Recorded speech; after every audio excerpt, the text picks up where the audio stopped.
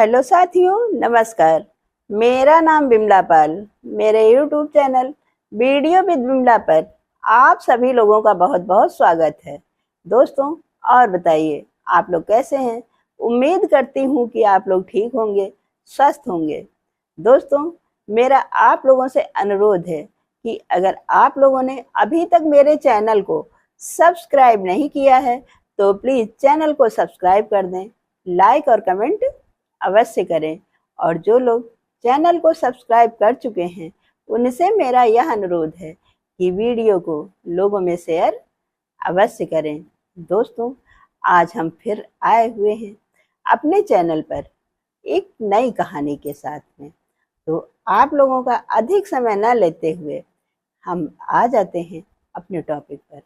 उससे पहले आप सभी लोगों को 15 अगस्त की ढेरों शुभकामनाएं।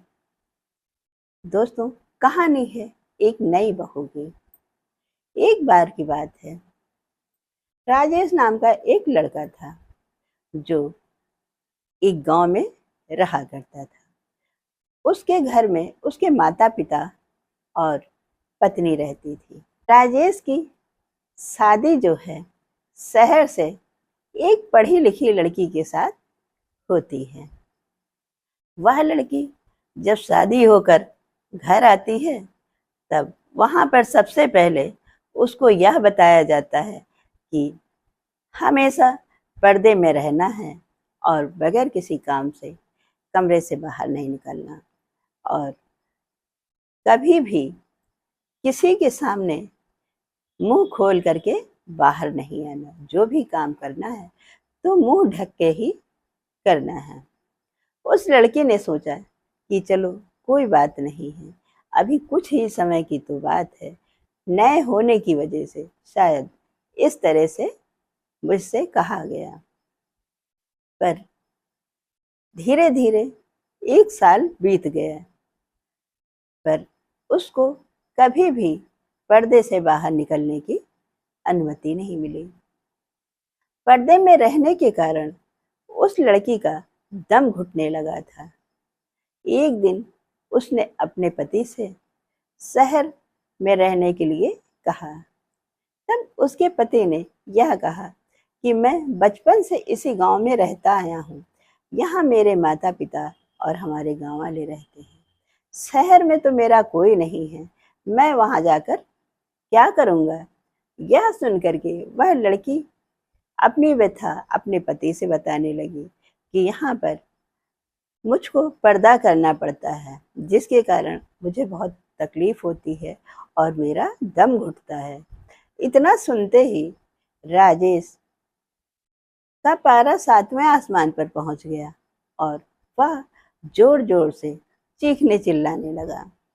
उसके चीखने चिल्लाने की आवाज़ें सुन करके उसके माता पिता भी उस कमरे में आ गए, और आ करके जब उनको पूरी बात समझ में आई तब वह लोग भी नाराज होने लगे। वह लड़की चुपचाप अपने कमरे में बैठी रोती रही। फिर एक दिन उस लड़की ने बिना किसी से कुछ बताए चुपचाप घर से बाहर चली जाती है और चलते चलते काफ़ी दूर पहुंचती है। आगे जा कर के एक जंगल पड़ता है। काफ़ी दूर चलने के कारण वह बहुत थक गई थी, जिसके कारण एक पेड़ के नीचे बैठ जाती है। इधर राजेश अपने घर में अपनी पत्नी को ढूंढता। जब वह नहीं मिलती तब उसने यह बात अपने माता पिता से बताई। उन लोगों ने घर में ढूंढने का भरसक प्रयास किया, पर राजेश की पत्नी कहीं नहीं मिली। उसके बाद उन लोगों ने पूरे गांव में ढूंढना शुरू किया। अब गांव के लोग भी राजेश की पत्नी को ढूंढवाने लगे, पर जब गांव में भी कहीं नहीं मिली तब वह लोग परेशान होने लगे कि आखिर में राजेश की पत्नी कहाँ चली गई। तभी एक बुजुर्ग व्यक्ति आता हुआ दिखाई दिया। जब उसने लोगों की बात सुनी तब बताने लगा कि जंगल के रास्ते पर एक लड़की बैठी हुई है। यह सुनते ही राजेश जंगल की तरफ भागा और उसके पीछे पीछे गांव के सारे लोग भागने लगे।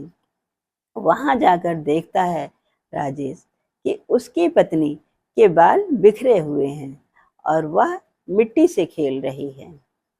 राजेश उसके पास जाता है और उसको घर चलने के लिए कहता है, पर उसकी पत्नी घर जाने के लिए तैयार नहीं होती है। फिर किसी तरह से लोग उसको घर लेकर के आते हैं और सभी लोगों को यह लगने लगता है कि राजेश की पत्नी पर कोई भूत प्रेत का साया है, जिसके कारण उन्होंने एक जाने माने ओझा को बुलवाया। ओझा अगले दिन राजेश के घर आता है और घर आ करके सबसे पहले तो उसने एक घेरा बनाया और घेरे के अंदर राजेश के घर के सभी लोगों को खड़ा कर देता है। उसके बाद जिस कमरे में राजेश की पत्नी थी वहां जाता है और वहां जा करके वह सबसे पहले यही पूछता है कि यह बताओ, तुम क्यों इतना बड़ा नाटक कर रही हो। पर राजेश की पत्नी पर उस ओझा की कोई बात का असर नहीं हुआ। वह उसी तरह से गंदा सा मुंह बनाए हुए और बाल बिखराए रही। तब उस ओझा ने उसके बाल पकड़ता है और कहता, यह बताओ, मैं फिर दोबारा पूछ रहा हूँ कि तुम इतना बड़ा नाटक किस लिए कर रही हो, क्योंकि मैं जानता हूँ कोई भूत प्रेत नहीं होता है और मैं एक वैज्ञानिक हूँ। मैं काफी समय से इस पर रिसर्च कर रहा हूँ, इसलिए जो भी बात है सच सच बता दो। यह सुनते ही राजेश की पत्नी रोने लगी और उस ओझा से बताती है कि यहाँ पर पर्दा प्रथा बहुत है, जिसके कारण मेरा दम घुटता। यहाँ पर ना तो हम किसी से बात कर सकते और ना ही बाहर निकल सकते। यहाँ की लड़कियाँ कभी बाहर नहीं जाती हैं और ना ही उनको पढ़ाया लिखाया जाता है। बस घर के काम करने के बाद कम उम्र में ही उनकी शादी कर दी जाती है। यह बात अब ओझा के समझ में आ चुकी थी। उसने राजेश और उसके घर वालों को बुलाया और उसने सारी बात घर वालों को बताया और यह कहने लगा कि यह शहर की पढ़ी लिखी लड़की है, इसको गांव में और पर्दे में रह करके दम घुटता है, तुम इसको शहर में लेकर चले जाओ। उसके बाद राजेश और राजेश की पत्नी अब शहर में रहने लगे। दोस्तों, यह रही एक छोटी सी कहानी। इस कहानी से हमें यह सीख मिलती है कि हमारा देश तो आज़ाद हो गया है, पर हमारे देश की महिलाएं और लड़कियां अभी आज़ाद नहीं हुई हैं, क्योंकि हमारे गांव में कुछ गांवों में यह पर्दा प्रथा अभी भी है और यह भी है कि लड़कियों को बाहर नहीं भेजना है, उनकी कम उम्र में ही शादी कर दी जाती है। दोस्तों, यह रही एक छोटी सी कहानी।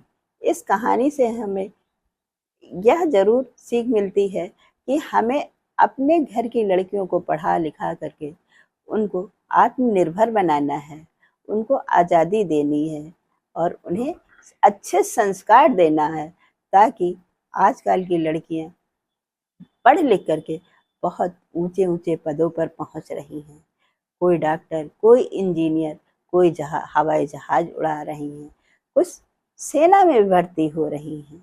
तो लड़कियों के लिए क्यों इतना बड़ा अत्याचार किया जा रहा है। दोस्तों, उठो, सोचो, समझो, अपनी आंखें खोलो और देश के प्रति जागरूक बनो और अपने घर परिवार एवं देश के प्रति समर्पित रहो। यह रही एक छोटी सी कहानी। हम फिर मिलते हैं आप लोगों से अपनी अगली वीडियो में। तब तक के लिए नमस्कार। जय हिंद, जय भारत।